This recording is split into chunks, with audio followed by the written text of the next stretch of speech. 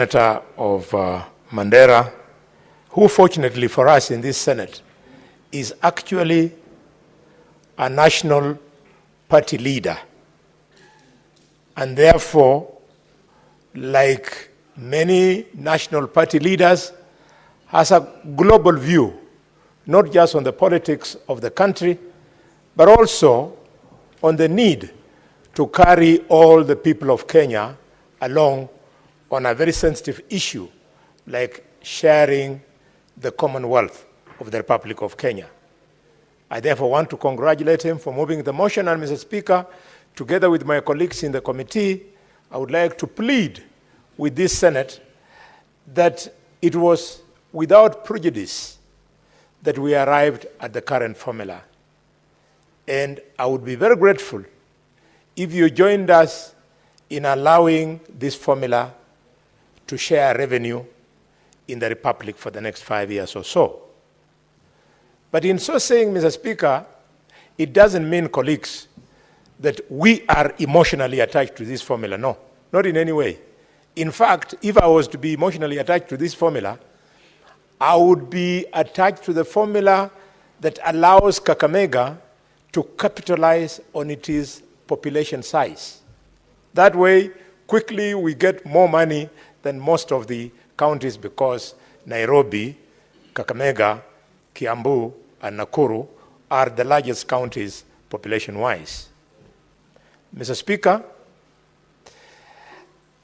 I was happy at attempt 1, Kamukunji 1, Kamukunji 2 this morning, to hear members speak emotively. That is the way it should be. We were not brought here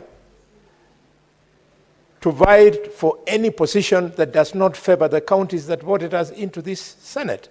So when you see, for example, the Senator of Nyamira, who happens to be my Mokoyone, speak with the passion he did, it is because, Mr. Speaker, Mr. Speaker, that is loud consultation. Senator for Kakamega, you've chosen English. Stick to English, please. The other alternative is Kiswahili, and I don't think the word you've just uttered is either Kiswahili or English. Mr. Speaker, I agree with you fully. But somewhere I read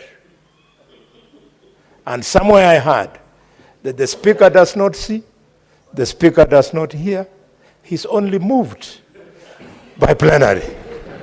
Mr. Speaker, I submit this. I submit your guidance.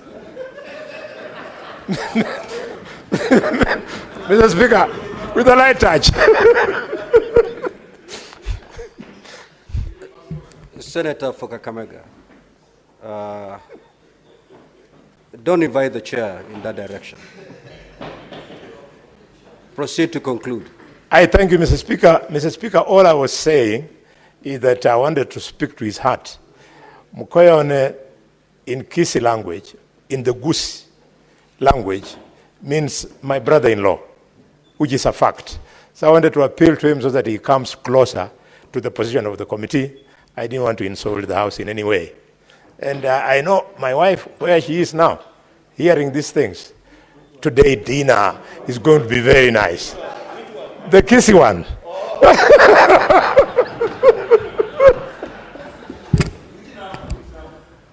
Now, honorable senators. I have not finished.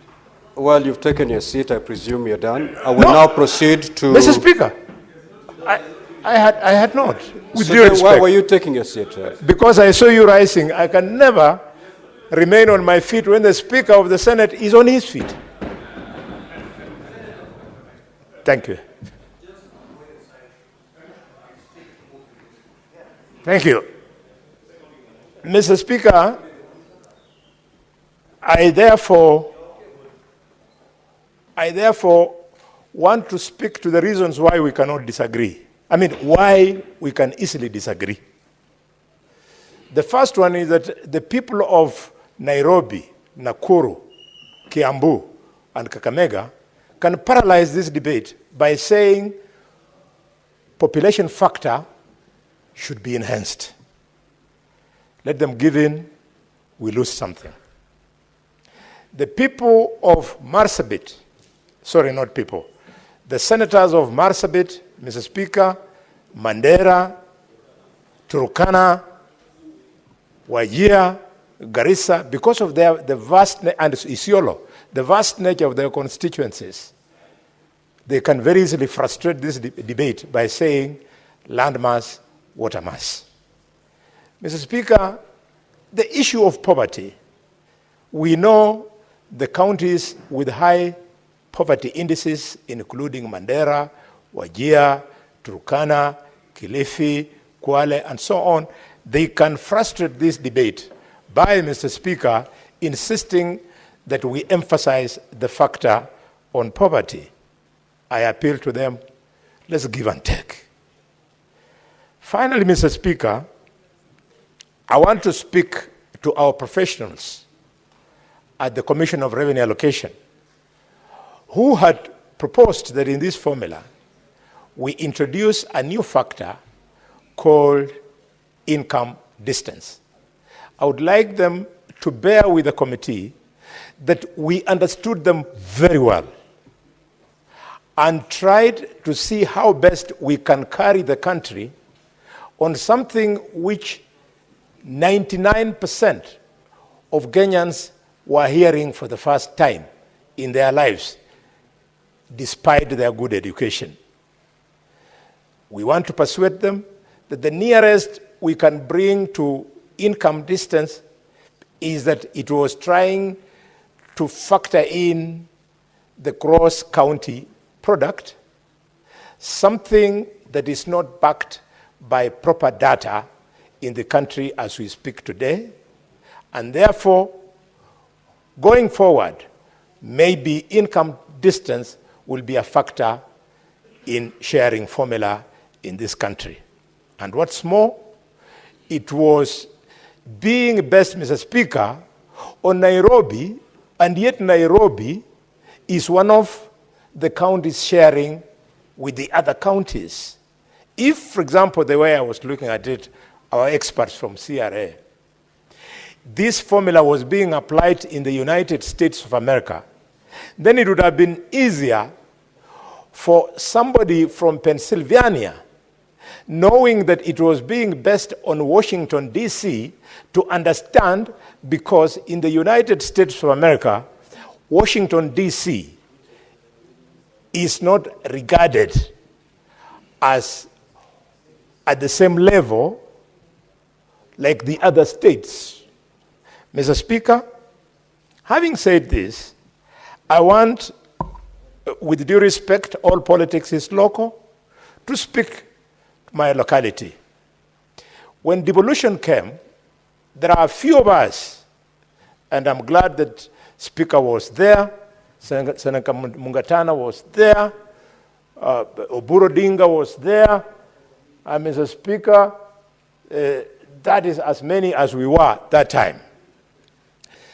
There are those of us who believed, and we ended up being in the minority, that what we needed was to create economically viable units. So much so that at that time we were talking about a maximum of 14 counties. Well, the emotions of we don't want our community to be in the same county with this community, or we want our community to have its own county, or we want our community to have so many counties, then carried the day. But today, in the third cycle of devolution, we are now realizing that bigger economic blocks present better viabilities for our counties than the smaller ones. This morning, the Senator of Vihiga, while you are away, I remembered how out of the blues, Vihiga was hived out of Kakamega. We never told them. The people of Idaho, the people of Isuka were doing very well when they were with the Terikis, the Banyores, and the Maragolis of Vihiga.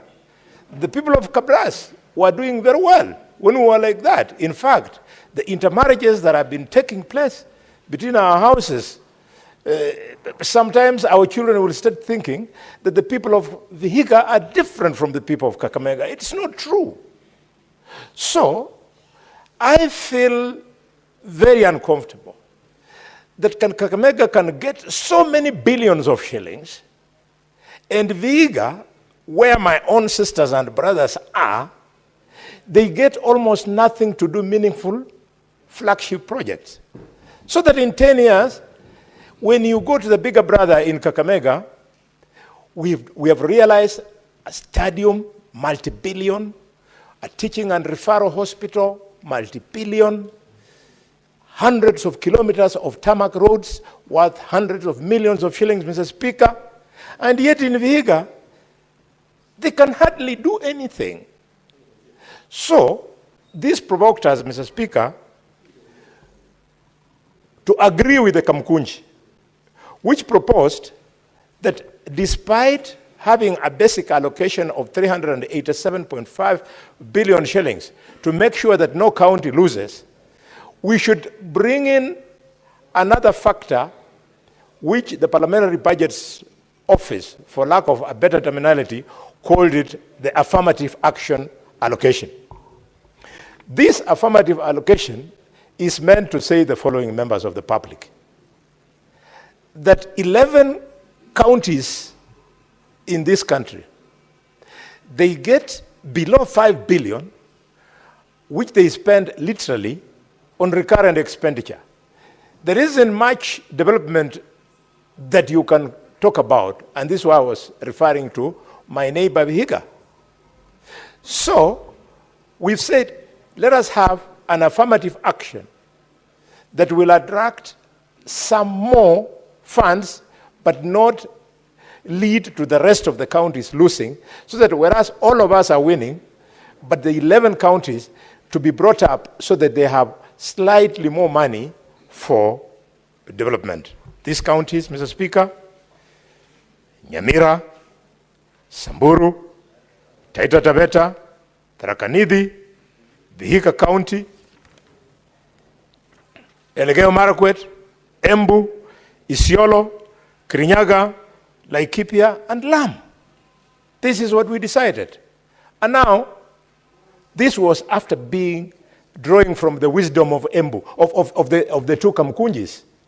So this is enough reason for us to say, Senator Osoti, that the consultation that you want to look for has sufficiently been addressed. Nothing can be perfect. I remember the senator of Kitui. He persuaded me in the first Kamkunji. He brought the analogy of pickups carrying vaccines to go from the center to some area in North Hall. I was convinced. And this is the purpose of debate. As the Senator of Nairobi has said, we listen to each other so that we can convince each other for the good of the country. Mr. Speaker, with those many remarks, before I conclude, allow me to congratulate the football fans of Gor Mahia FC of Homa Bay. When we went to play yesterday against Gor Mahia, we were worried that there was going to be the misbehavior I saw between the fans in Kisii of Sabana and Gor Mahia. It was very shameful to see Kenyan fans injuring each other at Gusii Stadium just because Shabana was was playing against Gor Mahia. Yesterday, most of my young people are telling me, should we go? I told them, go. I have talked to Oburu. I've talked to Kajwang. I've talked to Beatrice Oyomo. And they have told me that for the first time, Luos will